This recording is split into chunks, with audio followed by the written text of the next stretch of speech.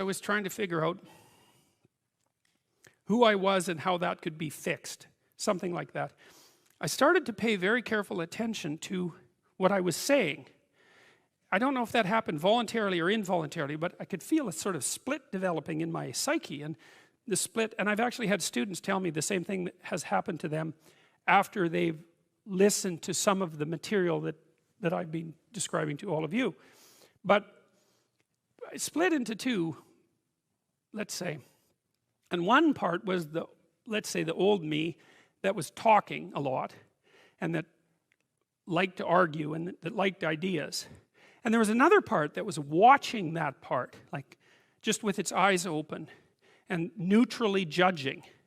And the part that was neutrally judging was watching the part that was talking and going, that isn't your idea. You don't really believe that. You don't really know what you're talking about. That isn't true. And I thought, that's really interesting. So now and that was happening to like 95% of what I was saying. And so then I didn't really know what to do. I thought, okay, this is strange. So maybe I've fragmented and that's just not a good thing at all. I mean, it wasn't like I was hearing voices or anything like that. I mean, it wasn't like that. It was, well, people have multiple parts. So then I had this weird conundrum. It was like, well, which of these two things are me? Is it the part that's listening and saying, no, that's rubbish, that's a lie, you're doing that to impress people, you're just trying to win the argument, you know. Was that me, or was the part that was going about my normal verbal business me? And I didn't know, but I decided I would go with the critic. And then what I tried to do, what I learned to do, I think, was to stop saying things that made me weak. And now I mean, I'm still trying to do that because I'm always feeling when I talk whether or not the words that I'm saying are either making me align or making me come apart.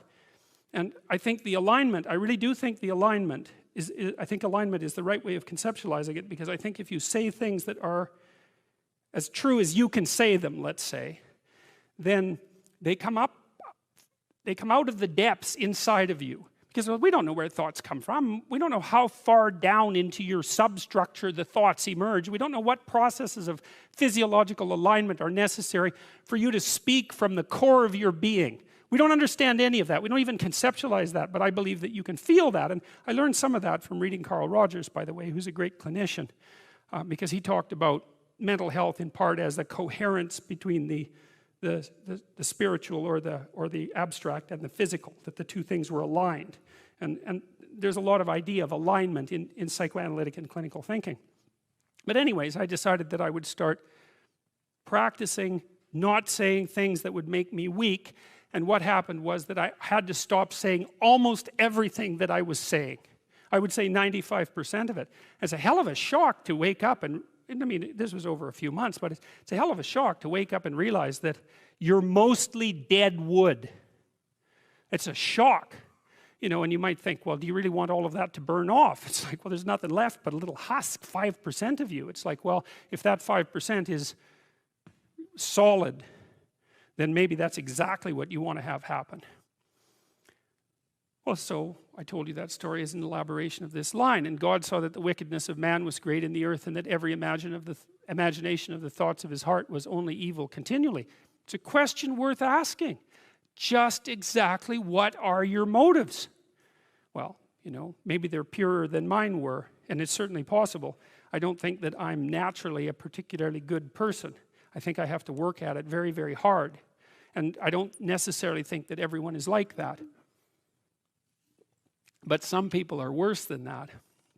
And everyone's like that to some degree. So it's worth thinking about. Just how much trouble are you trying to cause? You know, and the other thing you might think about is that if you're not doing something important with your life, by your own definition, because that's the game that we're playing, you get to define the terms, at least initially. Maybe you're prone to cause trouble just because you don't have anything better to do. Because at least trouble is more interesting than boring. You know, that's something you learn if you read Dostoevsky. Dostoevsky knew that extraordinarily well. And so if you're not doing something, if you're not pushing yourself to the limits of your capacity, then you have plenty of leftover, what would you say, willpower, energy, and resources to devote to causing interesting trouble. And so Well, so I would say this is also an archetypal scenario. God saw that the wickedness of man was great in the earth, and that every imagination of the thoughts of his heart was only evil continually. That's something to meditate on.